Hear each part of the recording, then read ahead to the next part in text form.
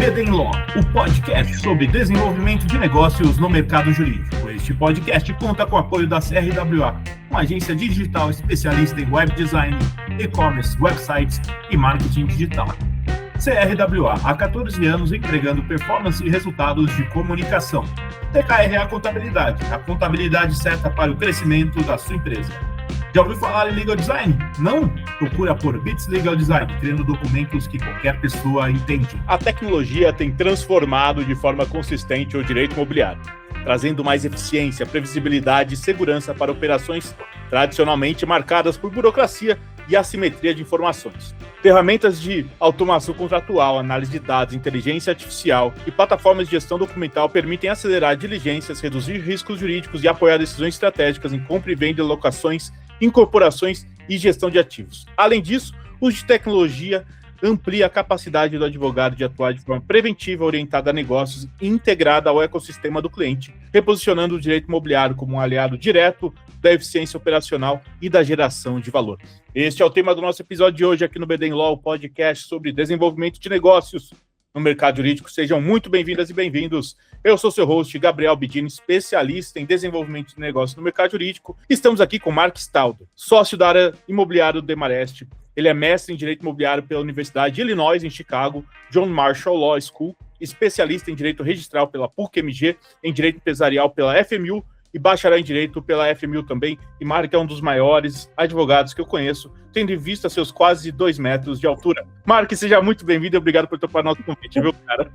Gabriel, bom dia, super obrigado. E eu tenho que acrescentar que, segundo a minha mãe, eu também sou um dos mais bonitos advogados de direito imobiliário. Viu? Pelo menos ela acha aí. Não, mãe tem um amor único, Mark, é muito bonito de se ver, viu? Mas, Gabriel, um prazer enorme estar com você aqui, eu acompanho o seu trabalho e eu confesso que, eu fiquei muito empolgado de poder ter essa conversa contigo e um pouco ressabiado, na verdade, porque por acompanhar seu trabalho, eu sei que você já entrevistou José Dias, Paulo Rocha, Eloy Rizzo, o Melim Chalhoub, tantos outros grandes nomes, assim, puxa, tomara que eu não decepcione nessa conversa.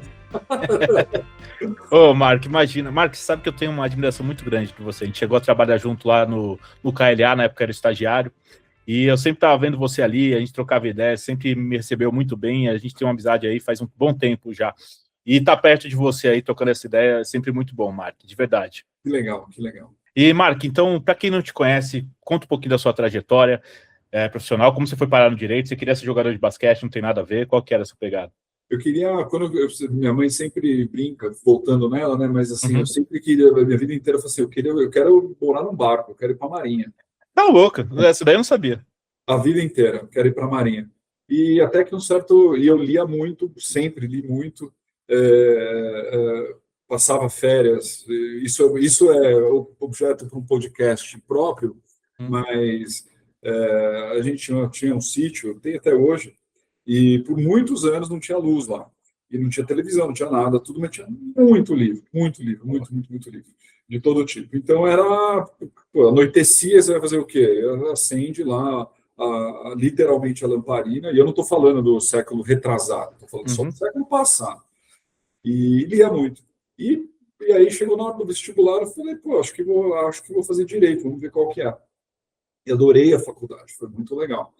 E o direito imobiliário, eu falo sempre, sem nenhuma ressalva, que eu tive a grande sorte de gostar de direito imobiliário, porque eu caí no direito imobiliário.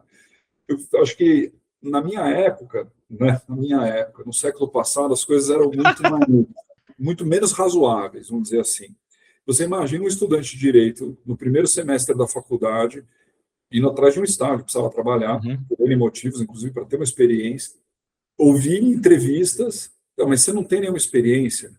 Eu já cheguei a perguntar assim, mas o currículo de quem você está vendo? Porque está aí no meu currículo, estou no primeiro semestre da faculdade, que experiência que vocês querem? Cervejada da Atlética, acho que não consigo ajudar na festa do escritório, então eu quero trabalhar. E acredite, eu ouvi isso mais de uma vez. E aí eu fui parar falei assim, se é a experiência que estão pedindo, eu preciso de experiência. Fui parar na PAJ, Procuradoria de Assistência Judiciária. E foi incrível, foi muito legal. fazia um trabalho voluntário e, na verdade, é o seguinte, ninguém cobrava nada, ninguém fazia nada, você estava com uma pilha de processo na sua frente, de N, né, era cível, obviamente, mas era despejo de CDHU, separação de corpos, era cautelar, todo esse tipo de ação. E aí escrevia muito porque eu me dispunha a escrever muito, fazia petição e tudo e levava para a procuradora. E foi um ano muito legal que eu passei lá, até que surgiu uma oportunidade num escritório. E confesso que eu falei assim, pô, vai ser remunerado? Eu preciso da grana, bora. Escritório que é? Nem perguntei, nem fui. E é por isso que eu digo que eu tive a sorte, porque foi no escritório do Biasi Ruggiero e do Paulo Eduardo Legal. Fucci, que são, assim, o Biasi um grande nome, o Paulo Eduardo Fucci também um grande nome de direito imobiliário, um viés mais de contencioso imobiliário, mas os caras são, né? O Paulo Eduardo é um advogado genial. Tive a sorte de gostar daqui, fazia muito contencioso ainda, tinha algum contato com o imobiliário transacional, e por aí foi. Fiz o estágio, fiquei bastante tempo lá, me formei, mudei de escritório, até que eu tive a oportunidade de trabalhar com duas pessoas que são, assim, acho que chave na minha carreira, que é a Carolina Penteado da Costa Galvão, que você conheceu muito provavelmente, e o Pedro Cortes. E isso no começo do... Só o Pedro Cortes. No começo da minha história de formado, né, recém-formado, e no começo da história do próprio KLA. E o Pedro, segui com o Pedro por 15 anos, ou seja, é um grande amigo, um grande mentor, um baita de um advogado. E aí que eu aprendi a acepção real do termo advogado. Sabe? O cara é outro tipo de formação, é outro tipo de profissional, assim, e que eu vejo que as circunstâncias de mercado mudam muito, né, esse grau de especialização, e apesar de ser um jurista de mão cheia, ele se dedicava muito ao imobiliário. E aí acabamos focando nisso e desenvolvendo muito trabalho e participando de coisas assim, em projetos incríveis, em São Paulo, no Brasil inteiro, imóveis rurais e, enfim, uma infinidade de assuntos que me deu uma experiência que eu sou eternamente grato a isso. E fico muito feliz de poder dividir isso, essa história, sabe? Pura sorte, Gabriel. Eu confesso que foi pura sorte, porque... e aí, obviamente, que a oportunidade aparece, tem que se esforçar ao máximo e trabalhar, fazer tudo, estudar. E o estudar não é fazer uma pós-graduação, não é fazer algum curso, alguma coisa para ter um título. O estudar é todo dia em cima do trabalho do cliente, fazer o melhor para o cliente e tal. Mesmo porque hoje, e esse é um ponto bem interessante, eu conheço muitos advogados que dizem ser especialistas em direito imobiliário e entendem muito pouco disso. Mas eu conheço outro tanto de advogados que dizem ser especialistas e os caras são excelentes, as pessoas são excelentes, são advogadas ótimas, são advogados incríveis. E eu penso todo dia de manhã o que eles estão fazendo, o que eu consigo fazer melhor. Porque há uma competição muito saudável no mercado a respeito disso, né? Óbvio que há uma convivência entre os imobiliaristas, assim, tenho o prazer de conviver com muitos deles, aprendo demais com muitos deles, há uma troca de experiências e grande parte de um círculo muito, muito saudável de amizades, e é interessante que acho que o mercado ganha muito com isso, porque, são excelentes, como é que eu posso trabalhar melhor? Como é que eu posso ser mais eficiente? Como é que eu consigo fazer diferente para atender o cliente e pegar o trabalho, né? Então, esse é o dia a dia. A minha vinda para o Demarest, ela revela bastante da multidisciplinariedade de um advogado imobiliário. Ou seja, eu reconheço os meus limites, eu consigo ir até um determinado ponto no direito ambiental, eu consigo ir até um determinado ponto num contencioso, que é uma arte própria. Tributário, então, nem se fala. E se não ter essas experiências todas reunidas, eu não consigo entregar um trabalho completo para o cliente. Mas é um contrato de locação super simples. Qualquer um faz isso. Agora, esse contrato analisado, principalmente num âmbito de reforma tributária, olhar para esse contrato hoje, daqui um ano, daqui 4 anos ou 5 anos, no término de sua vigência, é uma dificuldade que a gente precisa contar com esse tipo de experiência. E aqui, no escritório, é onde a gente consegue fazer reunir todas essas diferentes experiências e entregar para o cliente o trabalho completo. Isso é muito bacana, é engrandecedor, e todo dia é uma novidade aqui. Isso que acho que isso que me motiva, né? Trabalhar com gente que eu admiro e vez ou outra receber uma pergunta que você pensa assim, fala, caramba, essa eu preciso pensar, como é que é isso? Vamos ver. E construir uma resposta, trabalhar com coisas novas. É esse o ambiente que eu gosto e que eu me esforço todo dia para estar junto. Sabe, Mário, que é engraçado. Eu estava lembrando de quando... das situações que a gente foi se conhecendo na vida, né? Trocando ideia com você, tudo. E, de novo, né? Você é um cara que eu gosto de trocar ideia, tipo, fora de trabalho, essas coisas, para saber o que está rolando, porque você tem um papo bom, cara. Isso é difícil ter gente com papo bom. Você tem uma conversa muito boa sobre qualquer assunto. E eu estava lembrando de quando eu trabalhei no Arbex, Arbex Linhares, na época, que era com o Thelmo Arbex e o Rubens Marim. Era no ALM.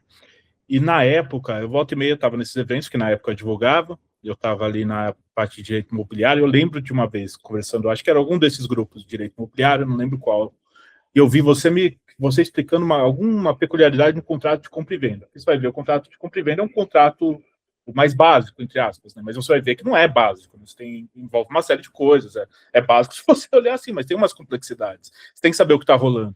E você pegou um negócio que era, entre aspas, parecia simples, e explicou de uma maneira tão bacana, observando como que os caras faziam e tudo mais, que eu fiquei, cara, foi muito legal. E eu vejo isso, primeiro que eu queria agradecer porque você fez a ponte com o Melim, que sempre fala muito bem de você quando troca ideia, e toda a galera que eu conheço de direito imobiliário sempre fala bem de você. Isso é algo muito legal. Mark, não estou puxando o saco porque eu nem preciso para isso, mas é porque eu gosto muito de você mesmo, Mark.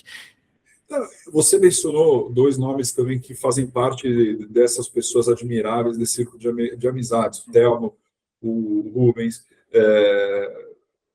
são profissionais extraordinários, entendeu? Que tem um trabalho muito bacana, muito sólido, muito consistente, e é legal poder conviver com esse tipo de profissional, né?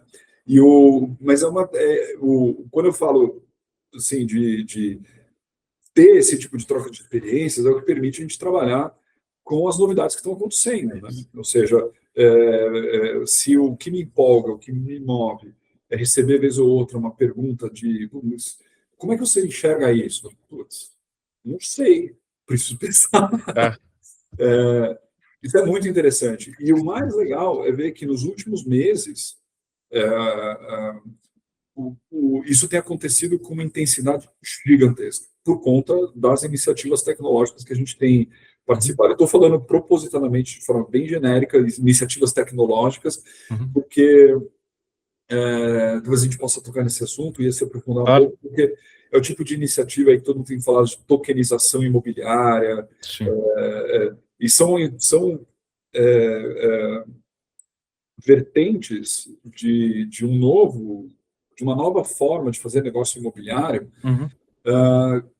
que tem sido construído, e nós aqui no escritório temos participado disso de uma forma muito intensa, e, primeiro, de novo, não daria para fazer isso sem a multidisciplinariedade. Existe um peso muito grande de mercado financeiro, bancário, etc., e eu consigo caminhar, mas não tenho nem de longe o domínio necessário. E aí eu vou me resgatar das experiências e das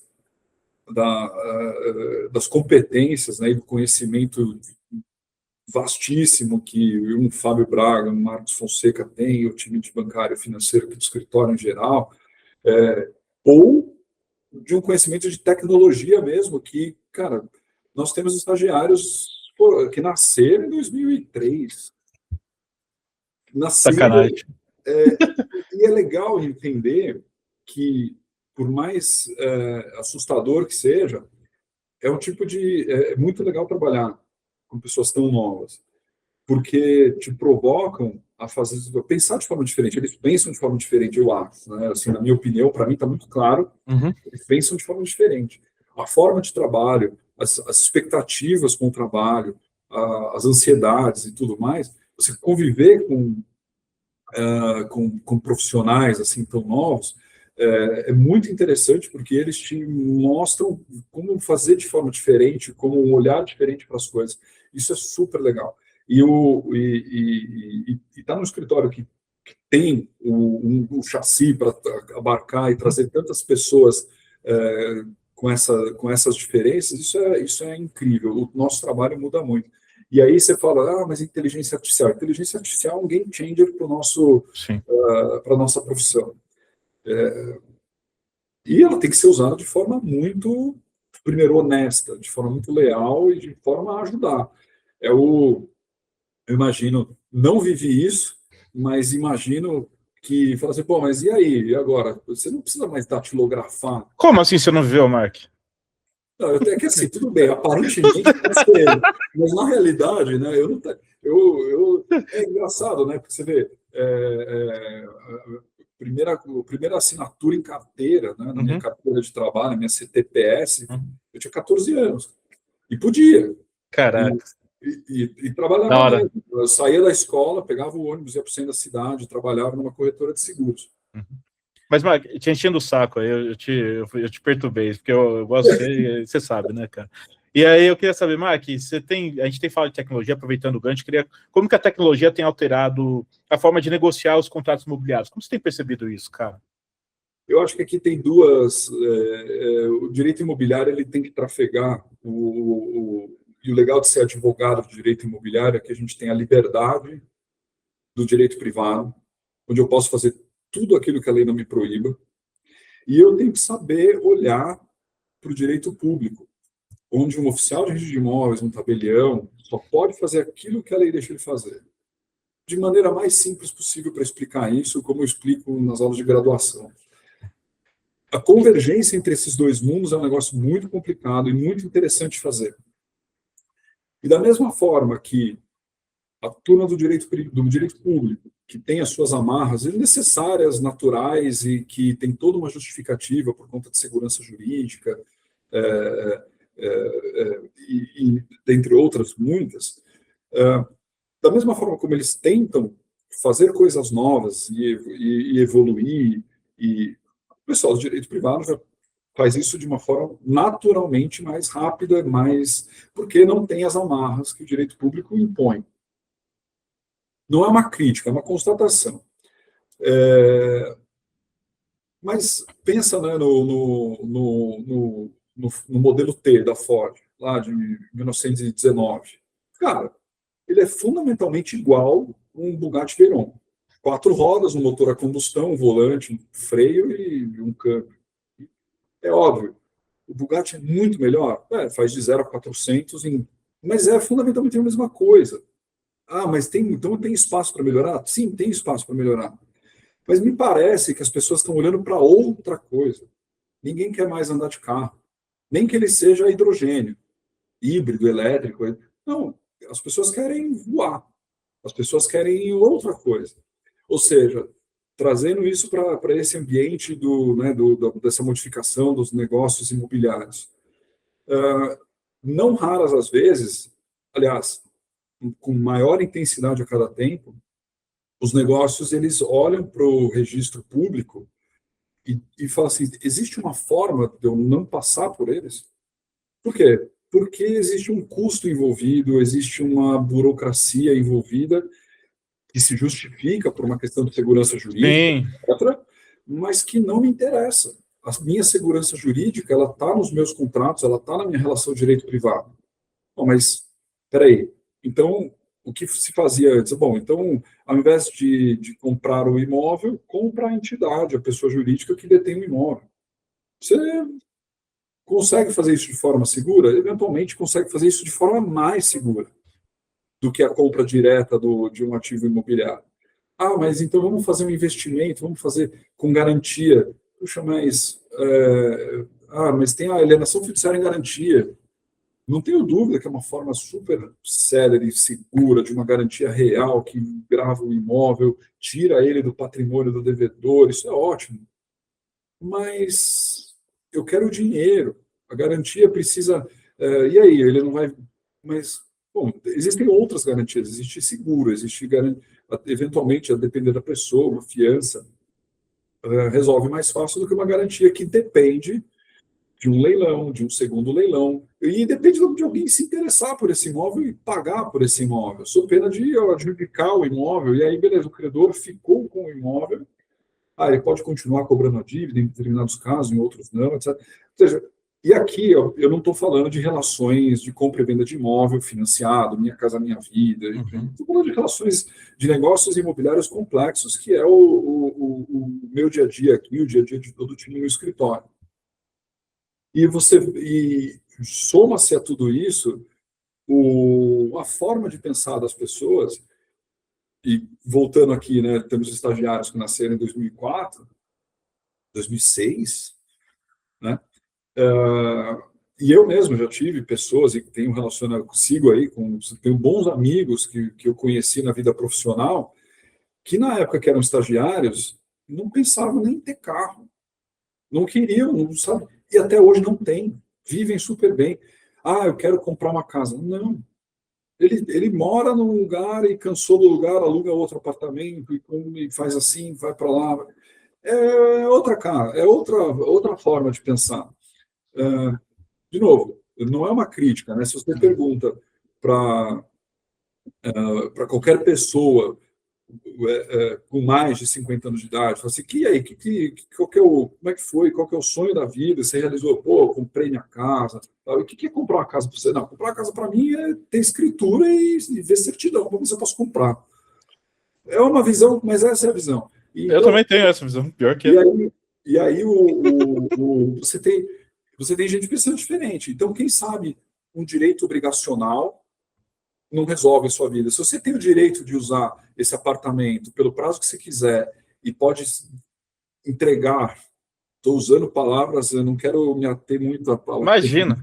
Mas e pode entregar esse imóvel para uma outra pessoa via um token, que é um código, e que literalmente existe uma transação que se faz em segundos e que é tão segura quanto, se não mais segura, do que uma transferência feita no registro de imóveis. Mas qual segura disso aí, Mark? Então, é o seguinte, de onde vem a segurança dos registros públicos? Porque você tem um jurista, de fato, um cara absolutamente bem treinado, mais bem treinado possível, e formado, que vai fazer uma qualificação do título. Uhum. Ele vai olhar se todos os requisitos estão lá, intrínsecos, extrínsecos, e por aí vai falar assim, não, tudo bem, então aqui existe a possibilidade do Gabriel vender esse imóvel para o Mark, o imóvel está disponível, verifiquei as certidões, verifiquei disponibilidade, verifiquei tudo aquilo, o Gabriel é capaz, o preço foi pago, quitação foi dada, e por aí vai. E aí, segundo alguns, inclusive, que eu acho um exagero, para dizer o mínimo, existe um momento solene onde ele se convence daquilo e transfere o direito real para o Gabriel. Pô, tudo bem, você tem um direito real de propriedade, você pode usar, fruir e gozar, e livremente dispor, tem as normas, etc. Beleza. Você queria fazer uma pergunta? Eu queria, Mark, porque para mim veio uma pergunta, assim, eu não estudo direito imobiliário faz muito tempo já, cara. Mas eu lembro de uma discussão e eu ficava me pensando isso, porque o negócio de ser solene, aquele negócio tudo, a pompa e circunstância, eu acho que beleza. Mas, aí é uma pergunta real mesmo, cara.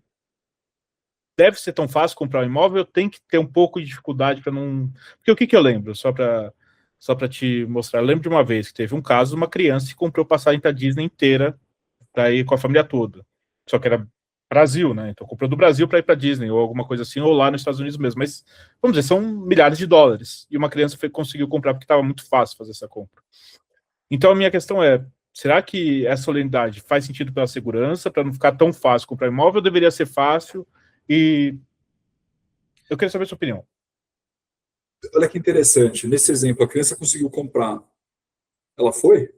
Não foi porque a Disney devolveu o valor, mas falou, olha, toma cuidado com isso, que da próxima vez a gente vai comprar. Não, tá vendo? Devolveu. Você lembra da história da bicicleta do Itaú, que foi anunciada no Mercado Livre?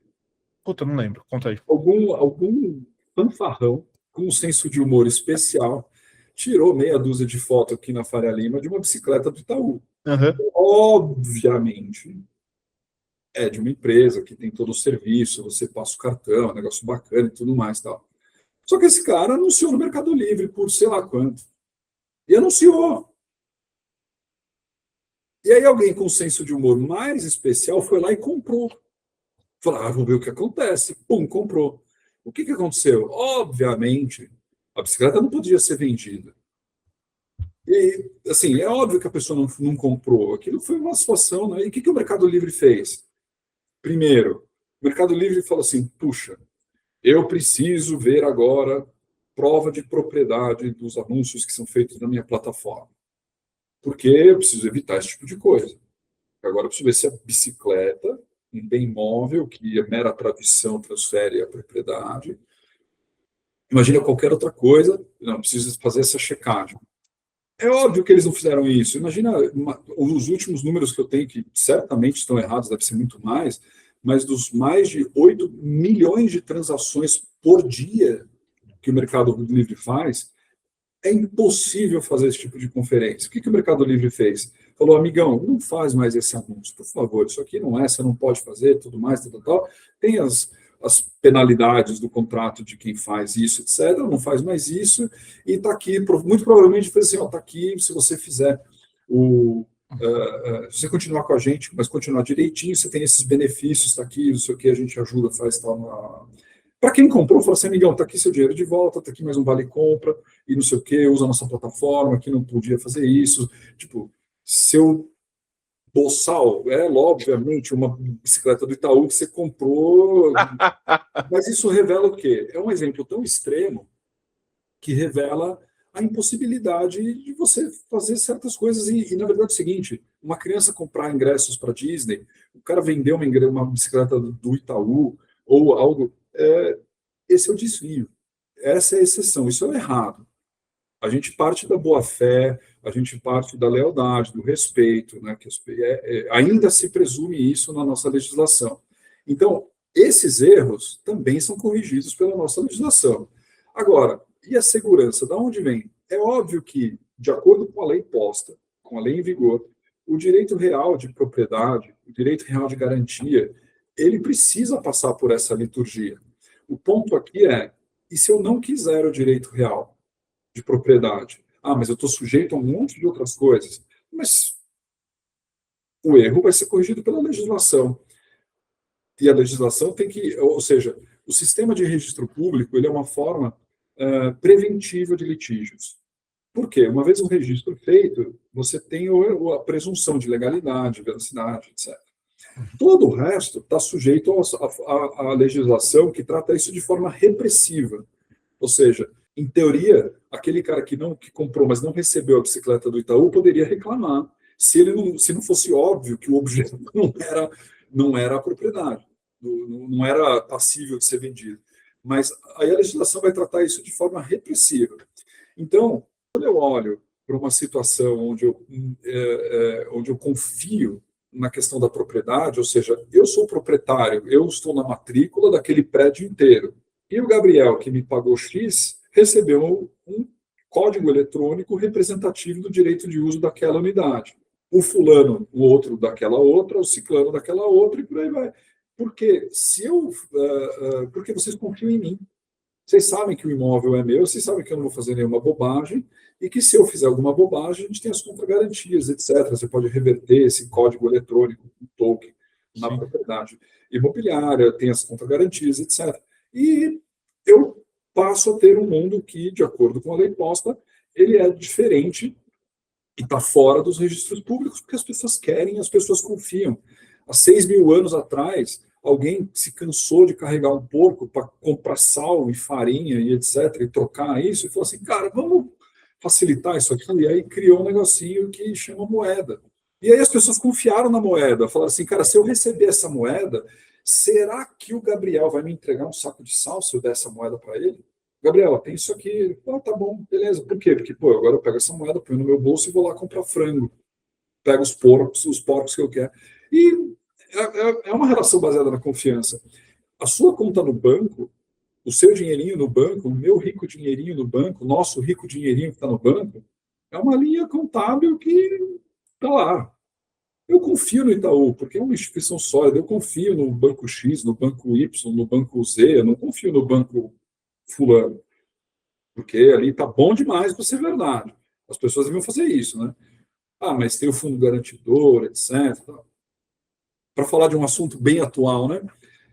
Mas, a esmola é demais, o santo tem que desconfiar. Mas tudo bem. Não, aqui o negócio é sério, eu confio e tal. Mas, e aí eu vou lá sacar meu dinheiro. Eles entregam. Tanto que é pouquinho, né? Mas entrega. Agora, se todos os clientes forem lá sacar o dinheiro, eles não têm um problema. Eles não têm em espécie isso. Mas, ou seja, mas eu tenho esse dinheiro custodiado naquela pessoa porque eu confio naquela pessoa. Então, as pessoas passaram a se perguntar por que não ter a propriedade imobiliária custodiada numa pessoa que eu confio e vamos fazer as transações lá. Ah, mas não vai pagar ITBI, não vai pagar nada. Bom, enquanto não tiver lei regulando tudo isso, eu estou transmitindo direitos obrigacionais.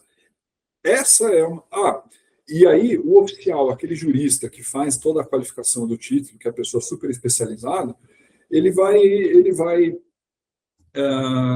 fazer essa análise e vai praticar aquele ato, transferindo, constituindo o direito real, seja ele qual for. É uma forma centralizada de controle. É uma pessoa super bem preparada para fazer isso. Mas esse controle não pode fazer de forma descentralizada? Na rede de computador, ao invés de ter uma pessoa fazendo isso, eu não posso ter milhões de computadores conferindo aquele código. Se tiver algum erro, a transação não vai ser feita. Eu reduzo potencialmente a zero, ou estatisticamente a zero, as chances de erro numa rede de computadores. E assim, sob a minha percepção, os registros públicos, assim entendido todas as pessoas que trabalham, vivem e se importam com o registro público, como eu, estão vendo iniciativas para que isso aconteça também no âmbito dos registros públicos. E aí, do outro lado, no direito privado também. Agora, o representativo do direito de uso de um imóvel, da mesma forma como confiaram na moeda, não vejo por que não confiar. Talvez não confie no Mark se o Mark fizer isso. Quem é o Mark? Cara, é um advogado ali.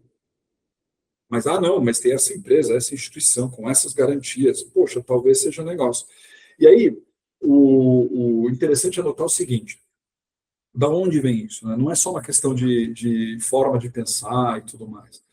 Eu acho que os próprios registros públicos, e aí vem o que eu estava falando no começo, de olhar para profissionais tão bons e pensar o que eu posso fazer melhor, é a competição. Não existe competição. Esse é o primeiro ponto. Como assim? Peraí. Não. Eu posso, dentro de determinados limites, eu posso escolher um tabelião para fazer minha escritura. Ah, tá. Eu vou escolher o cara que faz a escritura melhor, o que me atende melhor, o cara mais bem preparado, mais rápido, aquela tabeliã que entende do negócio, que vai preparar uma minuta adequada para aquela transação. Mas, oficial, mas dentro de alguns limites. Por mais amigo, por mais respeito que eu tenha por um tabelião no Rio de Janeiro, e assim, todos os meus exemplos são reais, tá? Eu não sou criativo, tudo eu vivi mesmo, vai para para-raio de problema, né? Mas é verdade. Por mais que eu seja e admire um baita de um jurista que é um tabelião no Rio de Janeiro, eu não posso fazer qualquer escritura com ele, porque a lei não deixa. Mas tem tabelião, os tabeliãs aqui em São Paulo que são igualmente boas, tudo bem, eu posso escolher. E se fizer um trabalho ruim, eu vou para o outro. Com o advogado é a mesma coisa. Por que eu olho para o lado e penso o que eu posso fazer melhor todo dia? É isso. O registro de imóveis, não. O registro de imóveis é uma circunscrição delimitada, uma área territorial, e ele que é o cara competente para fazer o registro do título. Então, se ele atende rápido, se ele atende bem, ou se ele atende mal, se... mas a cobrança, ele não pode, não tem diferença de cobrança. Tudo bem, a lei estabelece. Mas, ou seja, essa falta de competição cria problemas por si só. Na minha percepção, na minha opinião. Na minha também. O segundo ponto, a forma de cobrança ela é desproporcional e não é razoável. E eu estou falando disso pensando também no trabalho que dá para o oficial fazer coisas complexas, registros complexos que de fato precisam da mão dele, da experiência dele para olhar como uma retificação de registro, como operações complexas e que envolvem, por exemplo, permuta com reserva de fração, ideal, empreendimentos, etc., daquela 99% do remeleixo do cartório de todo dia, que é uma venda e compra de um contrato da Caixa. São coisas diferentes. Agora, não pode custar o registro de uma venda e compra de um apartamento de 350, 400 mil reais. Isso estou olhando para a tabela aqui de São Paulo. Claro. Não pode custar. E assim, um apartamento desse nível é basicamente o negócio da vida de grande parte da população e uma baita conquista, etc. Mas não pode custar quase o mesmo de um apartamento de 1.200.000. A capacidade é outra. Ou seja, e a retificação de registro não pode ser uma averbação com valor, que é um valor, dá mais trabalho. E, por exemplo, quando eu vou no tabelião, o tabelião, não, quando ele recebe uma caixa de documentos para fazer um inventário, uma partilha extrajudiciais, ele não cobra por aquilo se ele não praticar o ato. Ou seja, ele fez, analisou, montou a minuta. O advogado tem que fazer isso, né? Porque, mas todo o trabalho que o tabelião faz, por exemplo, e ele não faz a minuta, então vou fazer judicial, ou por algum motivo leva para outro, ou sei lá, aquela minuta não sai. O tabelião não cobrou. Esse tipo de distorção afasta as pessoas dos registros públicos. E a questão é a seguinte: existe, obviamente, e isso vem da lei, né? Existe uma autonomia do registrador. Quer dizer o seguinte: quando eu tenho um contrato, quando eu tenho um ato para ser qualificado, não necessariamente a análise dele vai ser igual ao do outro, que não vai ser igual ao do terceiro. E aí, muito embora o artigo 34, parágrafo único da Lei de Introdução, da Lei de Interpretação às Normas de Direito Brasileiro, eu ainda sou da LIC, não da LINDB, né? Mas diz que as decisões de corregedoria, as decisões dos órgãos a que todos os órgãos públicos estão sujeitos têm efeito vinculante.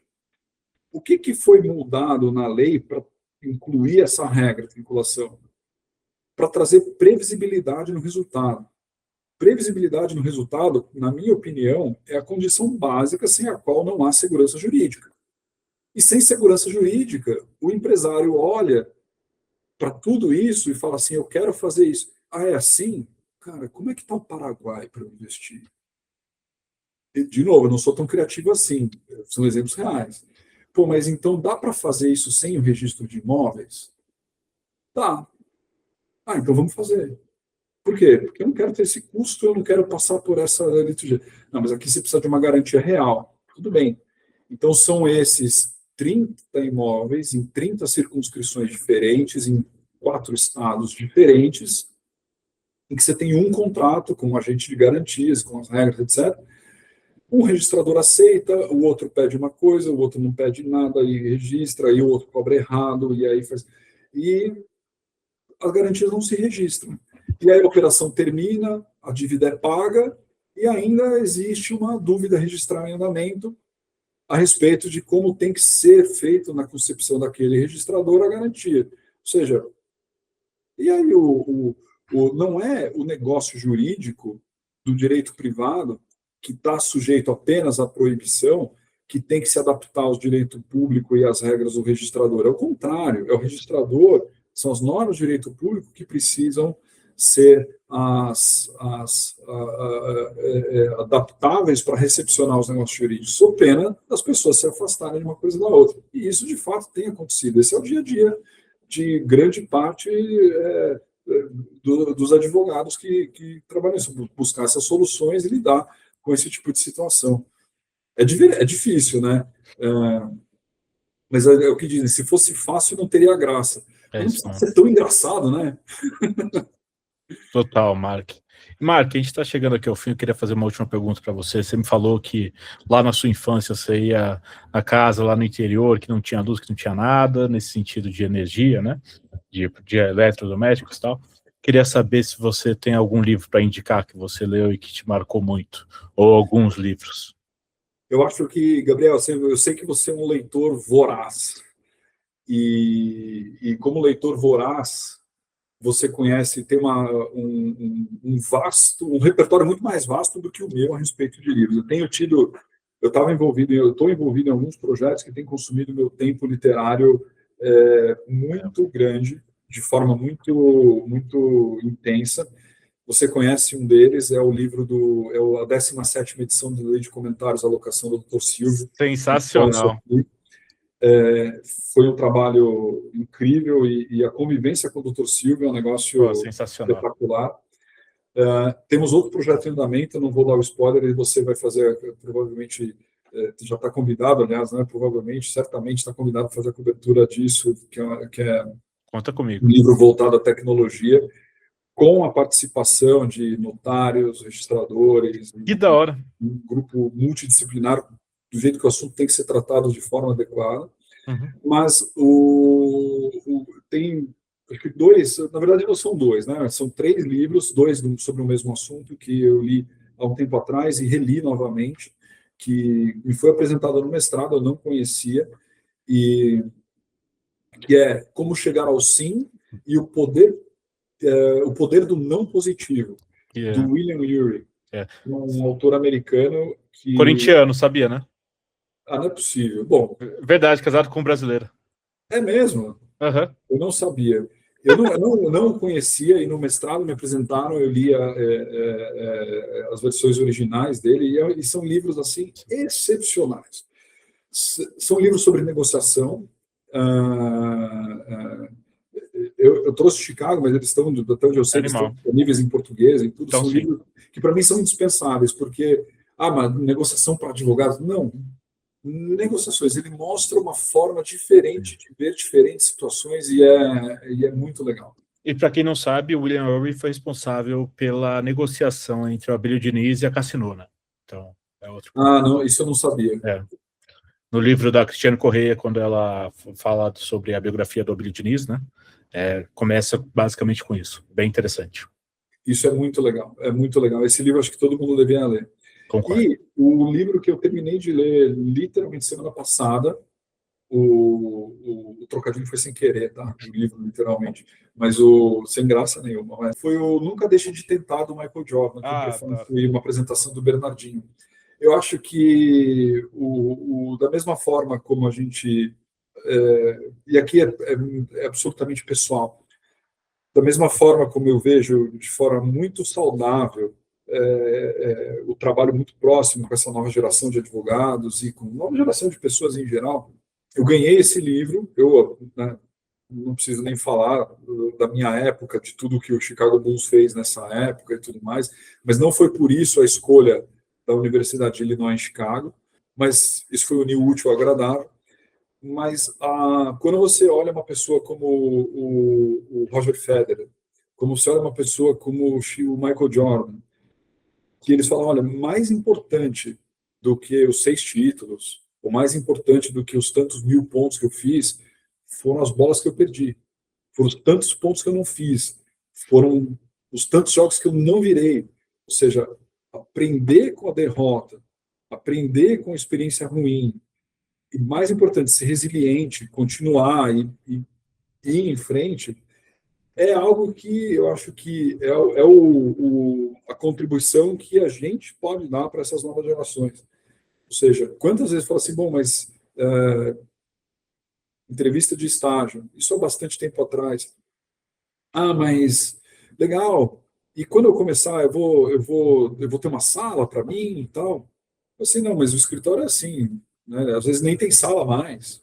Não, mas e quando é que quando é que eu viro sócio? Assim, em 5 anos eu consigo virar sócio? Cara, calma, vem trabalhar primeiro, vê se você gosta, faz o trabalho bem feito, aprende primeiro, um dia depois do outro. E isso a gente vê que há um imediatismo, uma busca por resultados imediatos que, puxa, não tem nem como falar que não é natural, mas é normal que isso aconteça. Mas o fato é que me parece que as pessoas têm que se entender que é um dia depois do outro. Você vai ter um dia ruim, um dia pior, um dia horrível, e aí um dia bom, e as coisas vão crescendo e você vai se formando como profissional dessa forma. E é legal, porque acho que essa vira uma lição, e adoro o esporte, para mim acho que música e esporte são as coisas que importam, como forma de viver, de se cuidar e de ter ali aquela... uma válvula de escape da pressão do dia a dia do trabalho, mas é legal quando você olha que é esse tipo de experiência de alguém consagrado, o maior atleta do planeta, na minha concepção e na concepção de muita gente, e a importância que esse cara dá para isso. Eu acho que é um livro muito importante para todo mundo ler, que goste ou não de esporte, goste ou não de basquete, as lições são bem interessantes. Valeu demais, Mark. Mark, muito legal. Mark, eu queria agradecer a sua presença aqui no BD Law e por ter compartilhado a sua experiência com a gente. Eu queria saber se você tem algum contato para deixar com o pessoal que quiser conversar com você. Colocar Mark Stauder no Google, feliz ou infelizmente, aparecem todos os meus contatos, no site do escritório, etc. Nos alunos, eu respondo mesmo as mensagens, tento ajudar. Tem aluno de pós-graduação que eu conheci há 10 anos atrás, que continua em contato. Então, por e-mail, como quiserem, é sempre um prazer falar com todo mundo e eu sempre ajudo. Se eu posso ajudar, eu sempre ajudo. É isso aí, pessoal. Muito obrigado, Mark. A gente vai ficando por aqui. Não deixe de nos seguir nas redes sociais. Estamos lá no Instagram, @BDinLaw, e no meu LinkedIn, Gabriel Bidini, onde vocês vão encontrar conteúdo sobre desenvolvimento de negócios e mercado jurídico. Este é o BD Law, podcast sobre desenvolvimento de negócios no mercado jurídico. Nos vemos no próximo episódio e até lá. BD Law, o podcast sobre desenvolvimento de negócios no mercado jurídico. Este podcast conta com o apoio da CRWA, uma agência digital especialista em web design, e-commerce, websites e marketing digital. CRWA, há 14 anos entregando performance e resultados de comunicação. TKRA Contabilidade, a contabilidade certa para o crescimento da sua empresa. Já ouviu falar em Legal Design? Não? Procura por Bits Legal Design, criando documentos que qualquer pessoa entende.